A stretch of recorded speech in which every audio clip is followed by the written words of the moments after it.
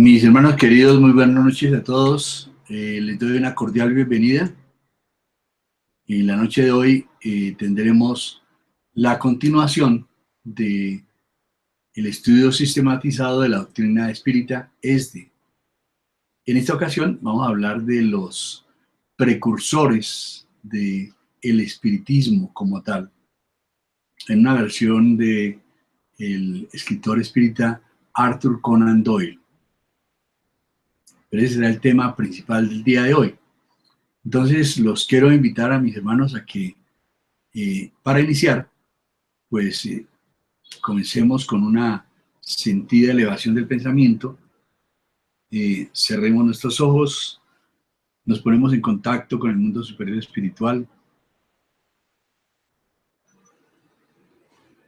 y le decimos: Padre eterno, estamos aquí tus hijos, este día, anhelando tu presencia entre nosotros, como siempre tú lo haces, porque eres nuestro Padre amado, nuestro protector y nuestro guía.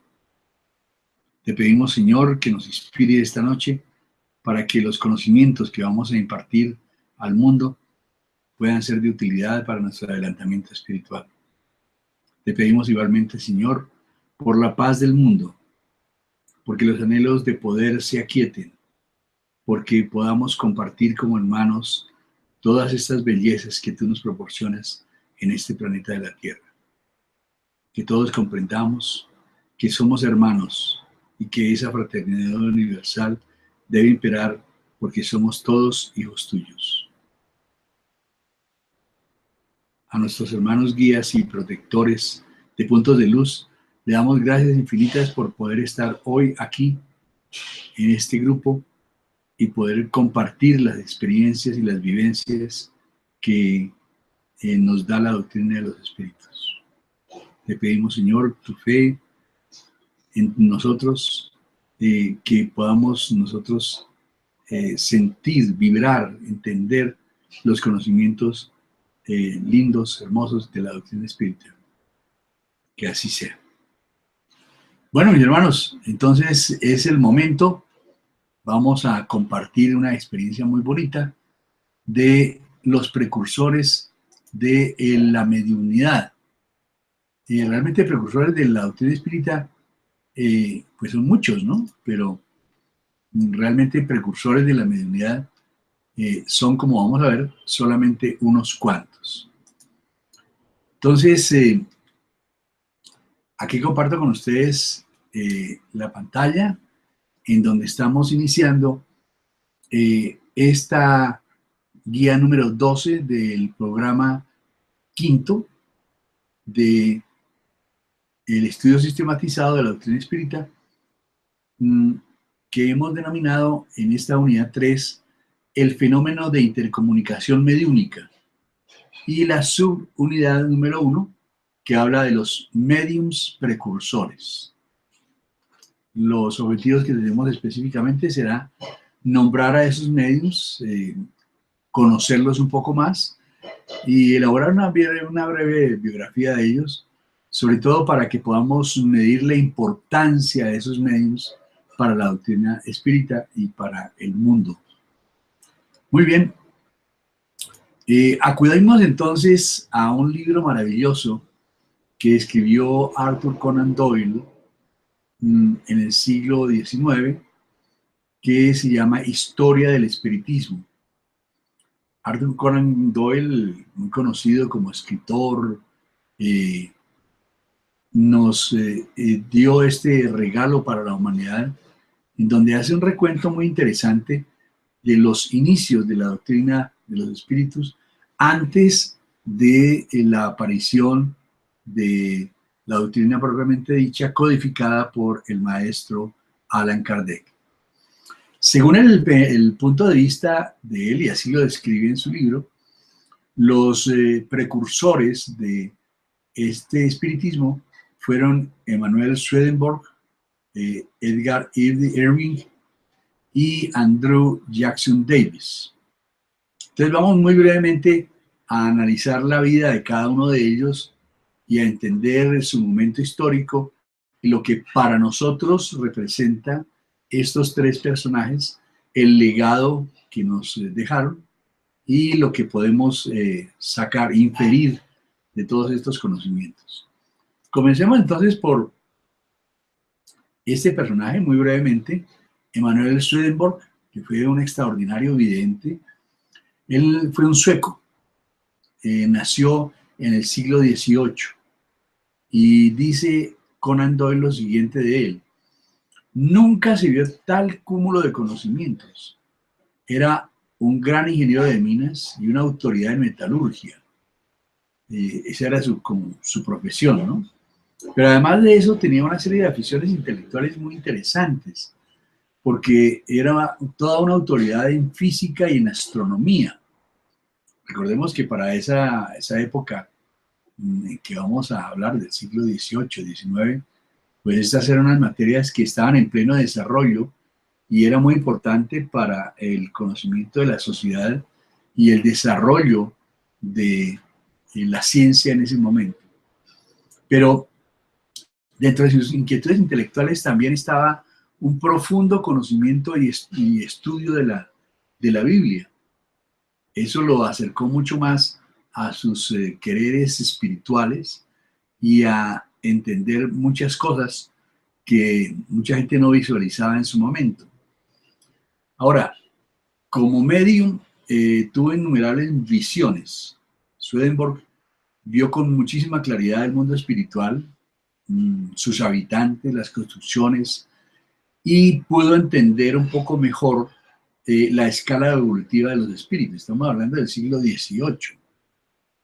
Hay que entender que en esta parte del mundo, pues había una gran influencia de la Iglesia Católica. Como pensador nos deja legados muy valiosos, muy interesantes. Este pensamiento, por ejemplo, que nos deja aquí, Swedenborg dice: el amor y la sabiduría, si la tercera cosa, que es el uso, pueden compararse con el calor y la luz del sol, los cuales, caso de no operar en hombres, animales y vegetación, serían cosas vanas e imaginarias. Es decir, el amor y la sabiduría, dos cosas muy importantes en la vida de los seres, son vitales, pero se requiere poner esos potenciales y esos conocimientos y esos valores en uso, darle una aplicación de orden práctico para que realmente trascienden la vida de los seres humanos. Muy bien. Hablamos también de un personaje muy interesante que es Irving. Sí, Irving nació en Annan, Escocia, también en 1792. Como pastor protestante atraía las multitudes para oír sus luminosas y elocuentes prédicas evangélicas, a pesar de la escasa cultura que poseía, pero era un gran orador. La iglesia que dirigía se transformó en el escenario de fenómenos mediúnicos debido a las voces espirituales que en ese entonces se oían. Esto como una introducción a todo el proceso que estamos trabajando en la noche de hoy. Por su parte, Andrew Jackson Davis fue llamado el profeta de la nueva revelación por haber predicho la aparición de la doctrina espírita. Davis nació en Nueva York en el año 1826. Mira qué interesante, ¿no? Mucho antes de que la doctrina espírita fuera codificada. Jamás hubo un muchacho con menos disposiciones favorables que Davis. Era débil de cuerpo y pobre de mente. Sin embargo, fue un excepcional medium vidente, oyente, curador y de desdoblamiento. Pues bueno, estos son como nuestros tres personajes de la noche de hoy. Y pues la idea es que profundizamos en cada uno de ellos. Estos medios pues fueron los instrumentos que el mundo espiritual, que Dios de lo alto utilizó para despertar y preparar a la humanidad para la llegada de la tercera revelación de Dios a los hombres. Y eso es precisamente lo que queremos dilucidar un poco más en la noche de hoy. Cuando hablamos de la de la mediunidad, irremediablemente tenemos que encontrarnos con las facultades mediúnicas de Emanuel Swedenborg. Este filósofo sueco logró que sus capacidades fueran certificadas por una carta muy célebre de la época de Kant a la señora Ignovik. Esto lo relata precisamente nuestro autor de la noche de hoy, Conan Doyle. ¿Quién era Emanuel Swedenborg? Él nació en Estocolmo, en Suecia, en el año 1688. Su regreso al mundo espiritual fue en Londres en 1772. Fue una persona que vivió bastante tiempo. Se destacó por ser un notable medium vidente y publicó muchísimos libros en latín. Acordémonos pues lo que decíamos en la introducción, una persona con grandes inquietudes espirituales y grandes inquietudes científicas. Él veía de una manera normal escenas del mundo espiritual y a los encarnados que había conocido, a los no encarnados que había conocido en vida. Es decir, una persona con unas capacidades mediúnicas absolutamente asombrosas. Remontémonos a esta época, ¿no? Alrededor de 1700 y tantos, 1740, 1750.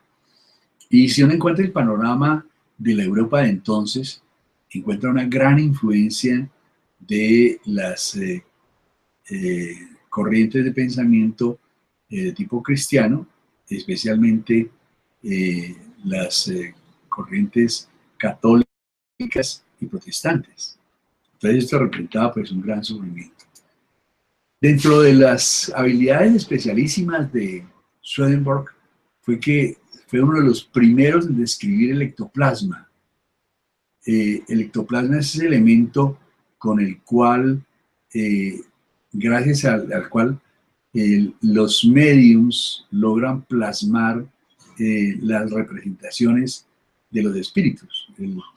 Las grandes representaciones que más adelante se verían serían pues en virtud a ese elemento que él denominó como el vapor acuoso muy visible y que caía en el suelo sobre la alfombra.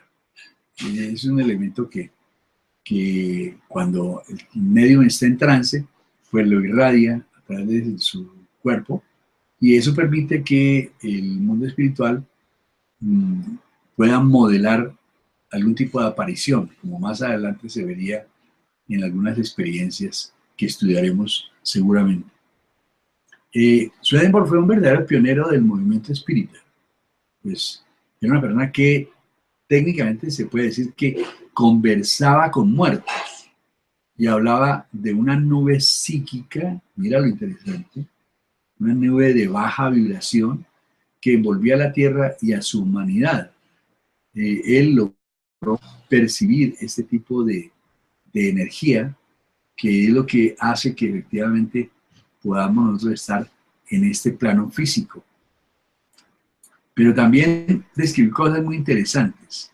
Él publicó numerosas obras de tipo espiritualista, ¿sí?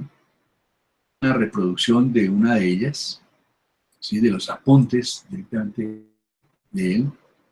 Y entre sus obras se cuenta Cielo e Infierno, La Nueva Jerusalén, Arcana Celeste, La Verdadera Religión Cristiana, Sabiduría Angelical, El Amor Conyugal, Apocalipsis Revelado. Bueno, en fin, fueron muchísimas las obras, pues nos podemos imaginar, con esas inquietudes intelectuales, pues se sacaba a flote muy interesantes conceptos. Y aquí otro pensamiento también de Swedenborg que tiene que ver con el tema que estamos tratando.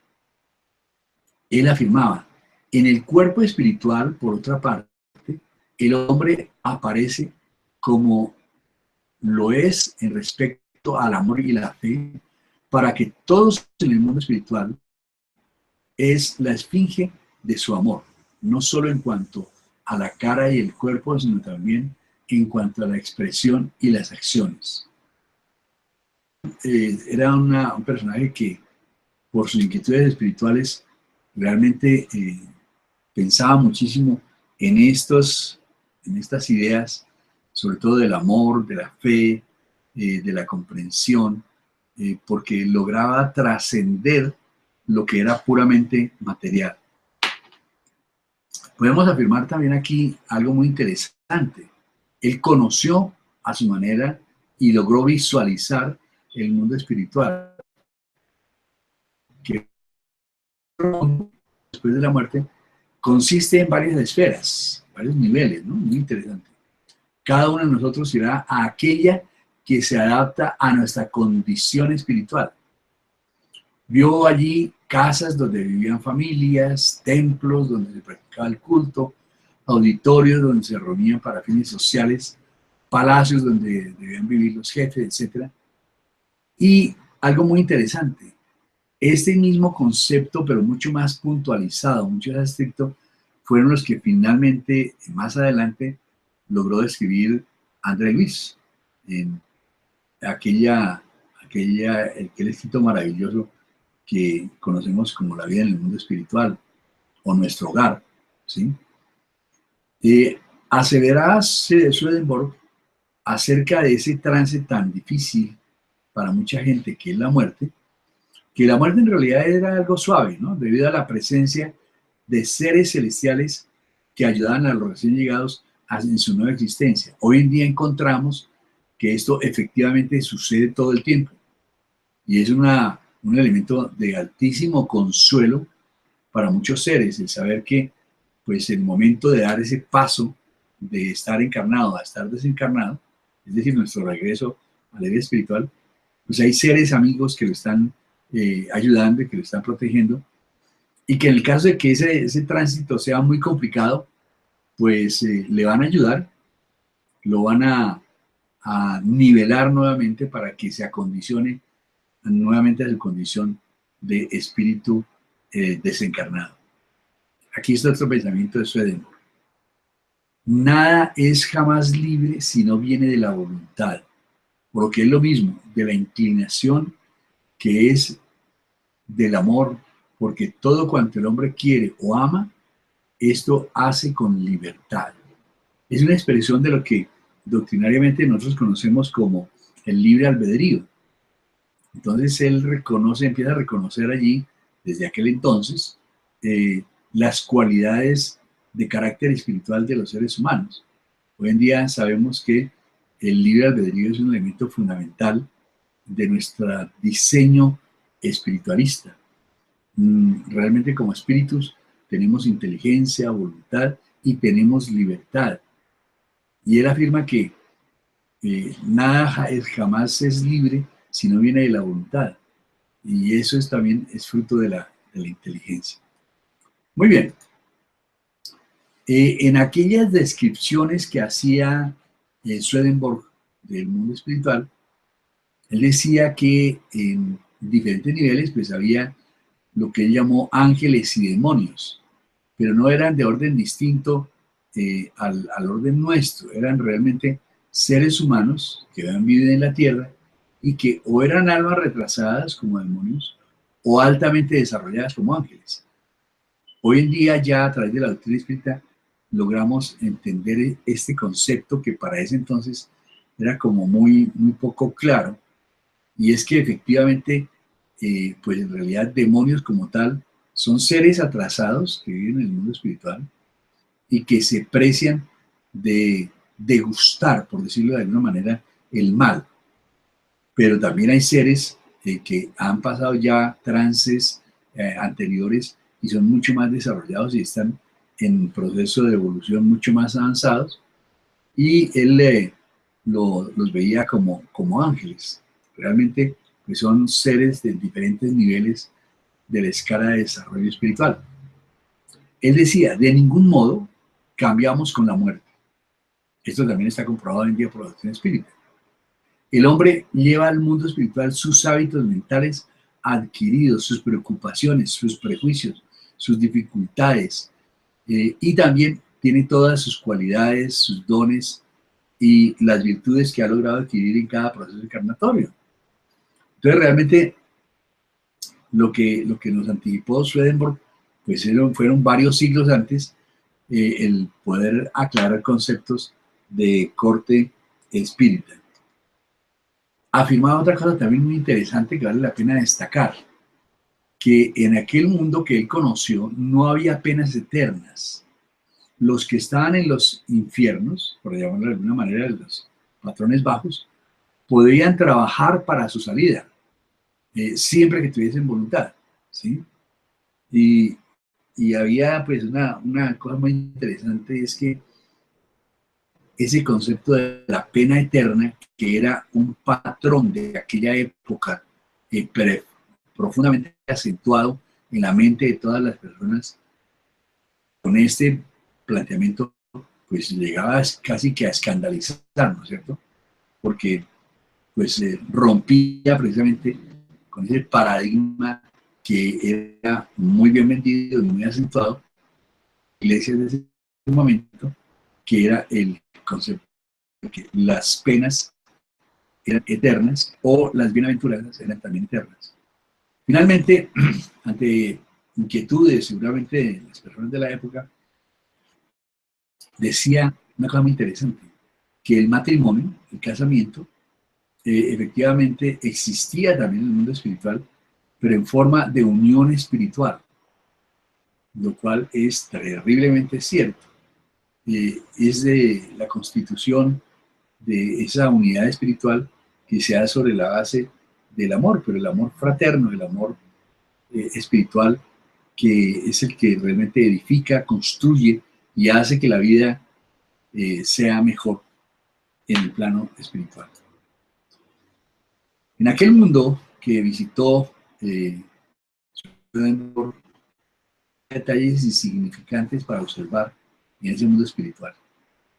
Habla de todas las cosas que finalmente después nos corroboró André Luis. Él habla de arquitectura, de artesanía, de cómo se formaban las flores, de cómo se obtenían frutos, de qué tipo de frutos había allí, de los bordados, del arte, de la música, de la literatura, de la ciencia, de las escuelas, de los museos, de las academias, de las bibliotecas, de los deportes, etc.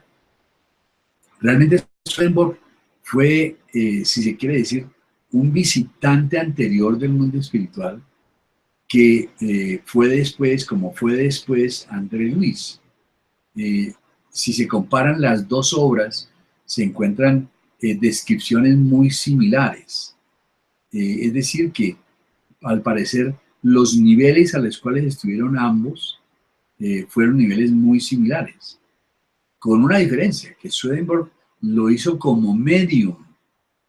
En cambio, André Luis lo hizo ya directamente estando en el mundo espiritual, y para podernos comunicar sus mensajes lo hace a través de la mediunidad de otros seres, pero él está en el mundo espiritual. Swedenborg estaba en su momento aquí encarnado y él lograba como medio visualizar este tipo de cosas, lo cual de por sí ya es bastante meritorio. Muy bien. Nos dice entonces Arthur Conan Doyle, otro personaje también muy interesante, del cual, mira qué curioso, los estudiantes, los estudiosos de la doctrina espírita, pocas veces le ponemos especial atención, pero él encuentra a un personaje supremamente interesante. Es un escocés que se llamó Edward Irving, y él pertenecía a la clase más pobre de trabajadores escoceses. Esos que todavía hoy existen en muchas partes del mundo, que no son los encargados de bultear, de cargar los bultos y los fardos pesados, cosas de estilo, que son los braceros. Recordemos que para la época los tratos de las mercancías y el comercio y cosas de estilo se hacían a través de barcos, sobre todo, y era necesario pues que se hiciera ese traslado de mercancías pues, en las costillas de las personas, ¿no? Cargados. Nació Irving en Anán en 1792. Ya más adelante vamos a ver cómo este pueblo reconoce la importancia de este personaje. Muy bien, pero ¿quién era Irving? Edward Irving, desde su juventud, pues fue una juventud muy dura y él con todo eso era muy aplicado al estudio. Se desarrolló como una persona muy particular de su época, porque se dice que físicamente era un gigante, pues era un bracero, ¿sí? Y era un hombre que asimilaba la contextura de Hércules en cuanto a su fuerza. Se le conocía precisamente por eso, porque era muy fuerte. Pero, ¿quién era él en realidad como espíritu? Tenía una inteligencia que era muy viril, muy amplia, muy arrojada, pero sobre todo orientada por esa primera educación en la poquísima escuela de la iglesia escocesa que él pudo recibir en razón de su posición social, porque no tenía muchas posibilidades de formarse de manera distinta. ¿Qué pasa con Irving? Irving se vuelve un personaje que al ser creado como dentro del protestantismo, era un hombre realmente excéntrico, pero también formidable. Cuando ya tuvo una preparación mejor, cuando ya fue un hombre adulto, etc., logró tomar esos conocimientos adquiridos y se convirtió en pastor de la iglesia escocesa. Al principio como un ministro asistente del gran doctor Chalmera, que era entonces el más famoso clérigo de Escocia. Y de él aprendió muchísimo en cuanto a esta actividad de ser pastor protestante. Posteriormente se fue ya a trabajar por sí mismo en una pequeña escuela escocesa en Londres. En esta iglesia, Edward pudo exhibir toda su elocuencia, por demás sonora, y usa unas explicaciones absolutamente maravillosas del Evangelio, y eso hace que atraiga a mucha gente. Eran multitudes enormes las que llegaban a escucharlo, precisamente por su elocuencia. Pero entonces, por este hecho, fue transferido a una iglesia mucho mayor en Regent Square, con capacidad para 2.000 personas. Ya no era la escuelita de pueblo, ¿no? ¿Sí? Una villa escocesa, sino que era una gran escuela en Regent Square. Junto a su oratoria, parece que Irving fue un pastor muy consciente, muy trabajador, muy dedicado, siempre dispuesto a cualquier hora del día, de la noche, a cumplir con su deber. Pero en razón a su inteligencia empieza a cuestionar ciertas cosas que para él no son muy claras. Y entonces empieza a tener problemas precisamente con su iglesia, que era una iglesia supremamente rígida, y precisamente por sus opiniones teológicas. Como por ejemplo esta que cuestionaba él si Cristo podría o no podría pecar, ¿no es cierto? Entonces, eso era absolutamente inadmisible a todas luces y por esa razón, pues obviamente fue condenado y fue perseguido y fue vituperado porque se atrevía a cuestionar cosas que otros no cuestionaban, sino que daban por asumidas. Irving tiene mucho mérito dentro de la doctrina espírita, porque precisamente cuando él está en esta situación complicada con su iglesia, empiezan a aparecer, a producirse fenómenos mediúnicos en su iglesia, sobre todo los fenómenos de voz directa, lo cual pues en una iglesia pues era seguramente complicado. Al principio se oían gritos como un poseído, en esos momentos los gritos eran de hombres o de mujeres, o en un lenguaje incomprensible, sonidos rápidos, quejosos, ininteligibles, y esto pues obviamente cuestionaba muchísimo la presencia del pastor allí, y él entonces entra a investigar qué era lo que realmente pasaba con aquellas comunicaciones que se estaban dando, de dónde provenían, y logra llegar a cosas muy interesantes. Cuando se daban estos fenómenos, había también sonidos que estaban al unísono, como cuando sintonizamos un radio que tiene fondo musical, ¿sí? Pero entonces él lograba calmar esas voces. Y entonces cuando las voces se calmaban o se silenciaban los sonidos, en razón de los ruegos de Irving, logró entonces generar incomprensión general de la iglesia protestante. eh, y él vivió esa situación muy, muy intensamente, pero era incomprendido. Y, y, y pasó muchísimas crisis por las que pasó, que realmente lo agotaron y le quitaron mucha energía. Y poco a poco empezó su salud a mermarse, eh, y se fue secando, fue perdiendo vitalidad. Realmente él, la manera como enfrentaba la situación que se presentaba en su iglesia era pues a través de la oración, pero el, eso era motivo de escándalo de parte de la iglesia protestante, y él como que se cansa de toda esta situación y va teniendo problemas de salud, hasta que finalmente, siendo de edad mediana, se marchitó, como diríamos, y se encogió, ¿sí?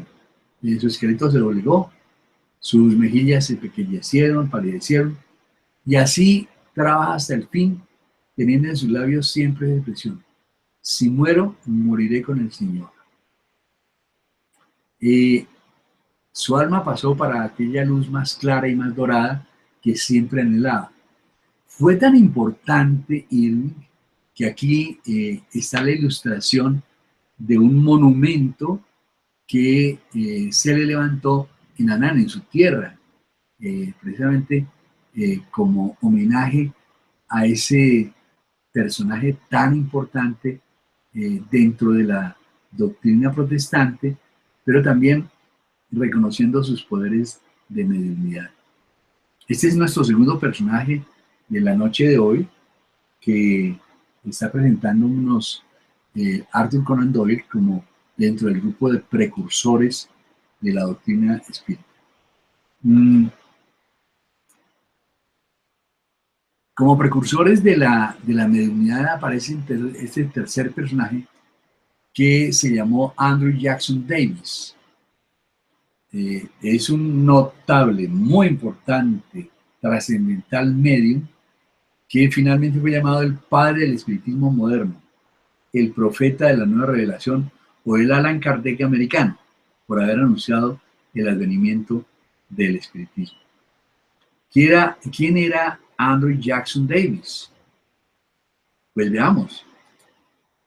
Era hijo de unos padres humildes. Aquí tenemos la fotografía de los padres de él, seres que no tenían mucha instrucción.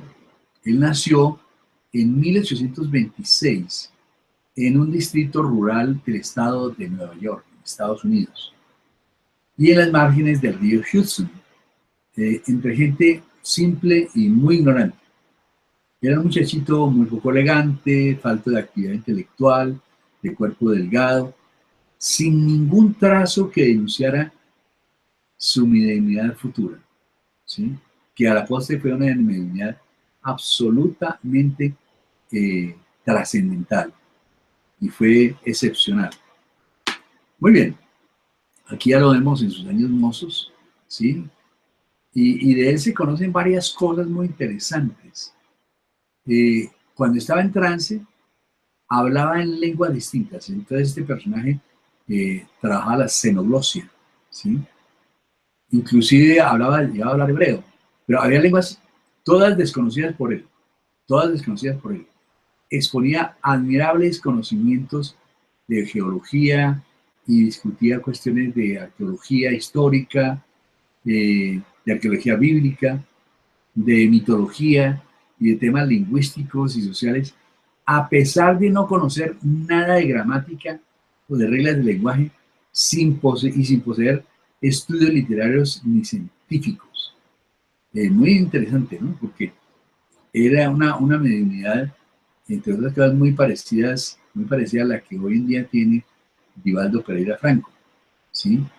Que pues, presenta temas de los más variados, ¿sí? Con la diferencia de que este personaje, en razón de su formación inicial, a su origen, en su proceso encarnatorio, de ese entonces, pues no conocía nada, no tenía ninguna preparación especial, y sin embargo, pues se lucía con esos conocimientos de materias que para él eran absolutamente desconocidas, pero de las cuales dejaba lecciones muy interesantes cuando estaba en trance. ¿Quién era Davis desde el punto de vista espírita? Él era un gran clarividente, era un oyente, medium oyente muy interesante. Y al principio fue muy usada por Livingstone para realizar diagnósticos médicos, porque poseía una cualidad absolutamente particular. Aquí lo vemos en una escena donde se reunían Davis y otras personas. Davis tenía la capacidad de ver el cuerpo humano, haga de cuenta como una radiografía. Para él, el cuerpo humano se tornaba transparente a sus ojos espirituales, y cada órgano aparecía claramente y con una radiación especial, muy peculiar, y en el caso de que un órgano determinado estuviera enfermo, entonces él lo veía como oscuro. Entonces es una manera de diagnosticar enfermedades de una manera absolutamente maravillosa, ¿no? Y era muy apetecida esa habilidad de mucha gente, porque era de un acierto absolutamente asombroso. Pues bien, Davis también en su edad madura, ¿ya? Logró entonces entender que él era inspirado y orientado por el espíritu de Swedenborg. Estamos hablando de épocas muy distintas, ¿no? Sí, este hombre ya es de 1800 y tantos. Él finalmente dejó numerosos libros mediúnicos. Él lo relató todo dentro de un contexto que llamó filosofía armónica, ¿sí? Y escribió revelaciones divinas de la naturaleza, porque era de una gran preocupación esta temática dentro de sus publicaciones históricas. En La Gran Armonía describe la muerte de una señora en la que observa y revela los detalles de la partida del espíritu. Es uno de los pasajes más interesantes que relata nuestro guía de la noche de hoy, que es Arthur Conan Doyle. Tuvo una serie de elementos muy interesantes de precognición que también asombró para su momento, de su época, porque Jackson Davis vaticinó la aparición del automóvil, vaticinó la aparición de la máquina de escribir, y predijo algo muy importante: la aparición del espiritismo en el libro Principios de la Naturaleza. Antes de que apareciera el libro de los espíritus, Davis también logró mostrarle al mundo que iría a aparecer una obra de especial trascendencia de tipo espiritualista, y habló precisamente del libro de los espíritus. En los viajes que, desprendido del mundo, hizo al mundo de los espíritus, Davis presenció en un lugar al que él llamó Summerland, ¿sí? o la tierra del verano. Allí logró presenciar muchas cosas, pero sobre todo la educación armoniosa de los niños no encarnados. Vio en el que él le dé a patria ese tipo de cosas. Aquí está una representación de el Summerland eh, logró él verla como parte fundamental en su momento. Le llamó mucho la atención esto, ¿no? Cómo los niños eran reunidos en grupos, en grandes edificios en los cuales se les suministraba instrucción y cuidados especiales, de acuerdo con la edad y de acuerdo con los conocimientos que poseían. Miren ustedes, ya para ese momento, de esa época, se estaba ya trabajando sobre el conocimiento de la vida espiritual. Y si vamos sumando todos estos conocimientos, encontramos cosas realmente trascendentales y muy interesantes. A raíz de este viaje, fundó entonces el primer liceo espiritista, el 25 de enero de 1863. Recuerden que el libro de los espíritus fue lanzado en 1957. Este liceo espiritista estaba en Dorsworth Hall, en Broadway, en el estado de Nueva York. El primer liceo espiritista, un sitio donde estaba destinado al estudio de la doctrina espírita. Él, en 1910, a los 84 años, pues pasa al mundo espiritual en Watertown, en el estado de Massachusetts, a los 84 años de edad, ¿no? Y a pesar de haber sufrido acusaciones calumniosas y críticas acérrimas y todo lo demás, a todo se sobreponía con una tolerancia maravillosa, fundamentada en el Evangelio y con una gran comprensión de pues la parte de la ignorancia de la gente, que hacía que efectivamente lo persiguieran, porque el poder de las creencias religiosas del momento eran de esa naturaleza. Pues muy bien. Entonces, si caemos en cuenta, aquí arribamos a una conclusión de esos medios y caemos en cuenta cómo sirvieron de instrumentos de lo alto con el fin de preparar a la humanidad terrestre para el advenimiento del Consolador prometido por Jesús a los hombres, que es la doctrina de los espíritus. Quiero sugerirles, para ampliar este tema, yo les dejé una dirección en la parte inicial de la presentación, que es esta señal aquí de un blog que se llama amaliadesoler.blogspot.com.co, que fue escrito en el año 2015 y que habla de los medios precursores del espiritismo. Allí se habla precisamente de varias cosas muy interesantes.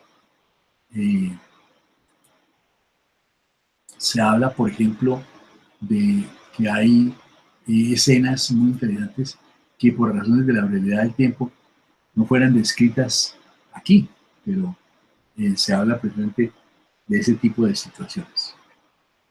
Bueno, quiero entonces invitarlos a que reflexionemos sobre esto, que estudiemos las unidades del ESDE para que las podamos visualizar mejor y que podamos entender un poco más sobre esto. Realmente la historia del espiritismo está llena de grandes personajes que vale la pena analizar y que seguramente como complemento del estudio de la doctrina espírita vamos a tener la oportunidad de visualizar aquí personajes que fueron impactados por la doctrina espírita en su momento y que finalmente jugaron un papel muy importante en el desarrollo de la doctrina para que podamos nosotros hoy en día disfrutar de ella. En lo particular, quiero agradecerle a mis hermanos por haber estado entre nosotros, por su presencia y por el debate de las ayudas. Quiero agradecer efectivamente a Juan Camilo, a Yadira, a Jorge Gómez y familia, a Lucía, a Argentina, a Silvia Lucía, a Estela, por su presencia entre nosotros.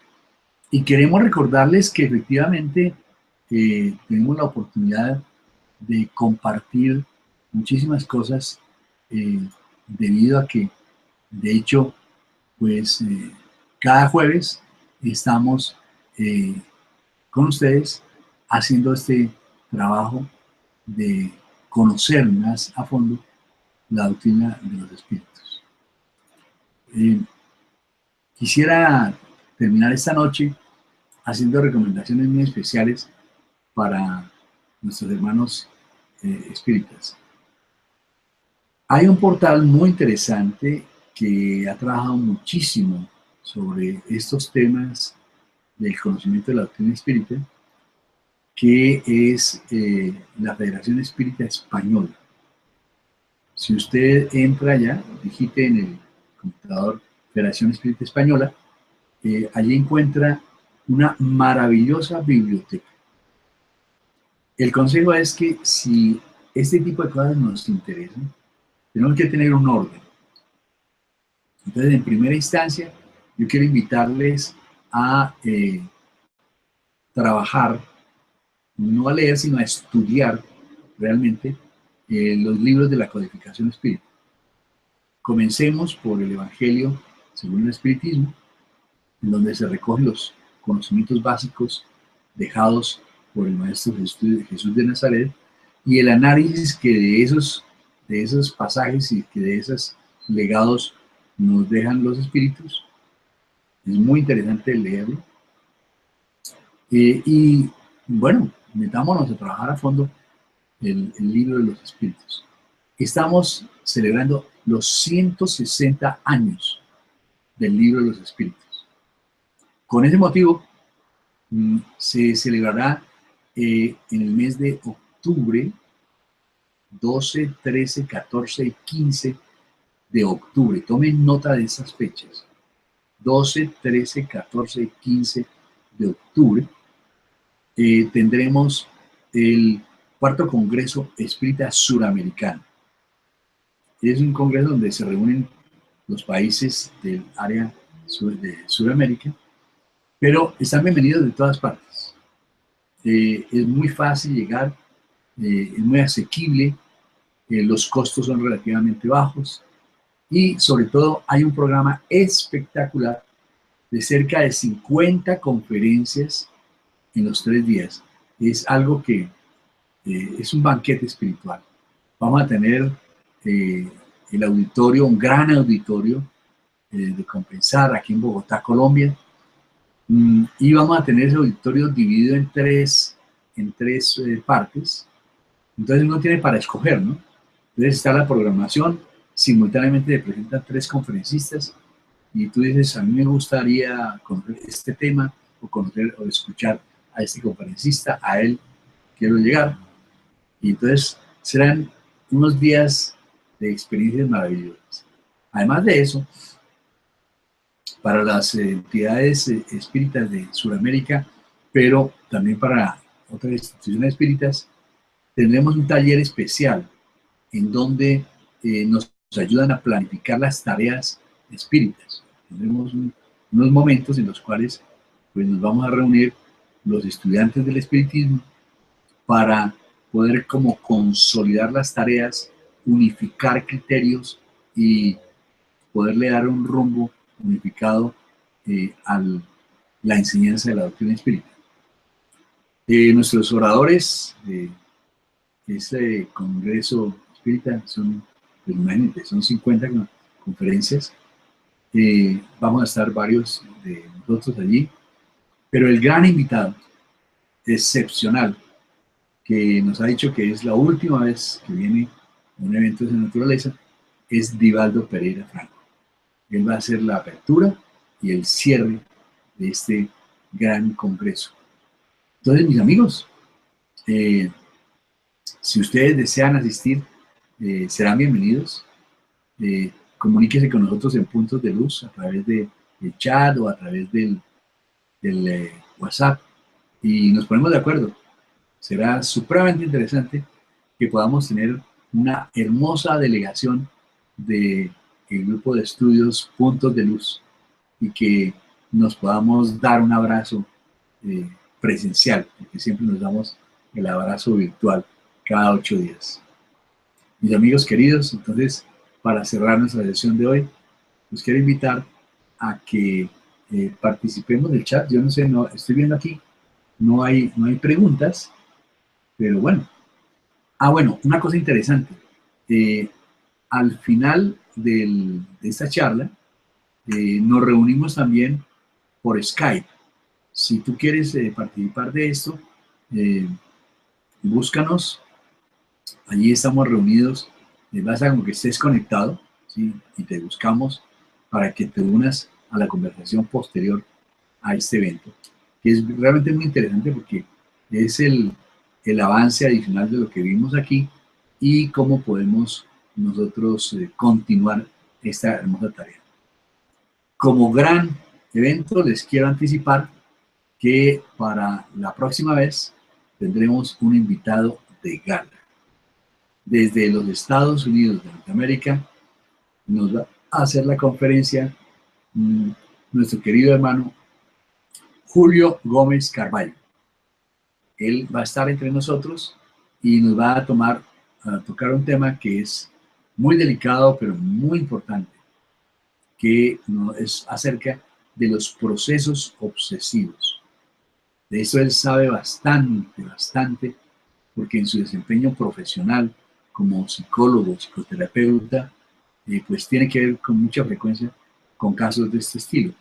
Y nos va a regalar unos minutos para hablarnos precisamente de las causas, de los diagnósticos y del tratamiento que se le debe dar a este tipo de fenómeno, que es la obsesión. Por demás, súper interesante. Bueno, noticias hay a granel en esta noche. Mil y mil gracias por su asistencia y los quiero invitar para que concluyamos, así como lo hicimos al inicio, con una pequeña pero sentida oración a nuestro Padre Celestial.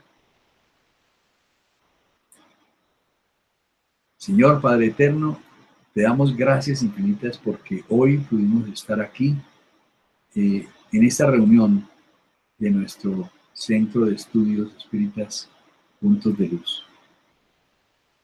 Te damos gracias, Señor, porque nos fortaleces a cada día. Te damos gracias por la vida, por nuestro trabajo, por nuestras familias, por haber podido abordar en este proceso encarnatorio el conocimiento de esta doctrina. Danos luz, fortaleza, entusiasmo, vitalidad, para que podamos continuar en este camino de la vida. Te pedimos, Señor, que nos ayudes en el cumplimiento de esta tarea, sobre todo para llevarla a la práctica, para que los conocimientos que esta noche hemos adquirido y para que los conocimientos que adquirimos en el tránsito por esta doctrina espírita sean parte fundamental de nuestra vida. Te pedimos, Señor, para que con tus legiones de espíritus superiores, de ángeles bondadosos de la humanidad, se irrigue sobre todos nosotros la paz, el amor, la tolerancia, la comprensión, el debate sano, el poder contemporizar y armonizar nuestras ideas con los otros, el que comprendamos de una buena vez por todas que somos todos tus hijos y que podemos convivir a pesar de las diferencias, que aprendamos a construir de este planeta un planeta de tolerancia, de amor y de paz. Que así sea. Mis hermanos queridos, muy buenas noches. Dios los bendiga a todos ustedes.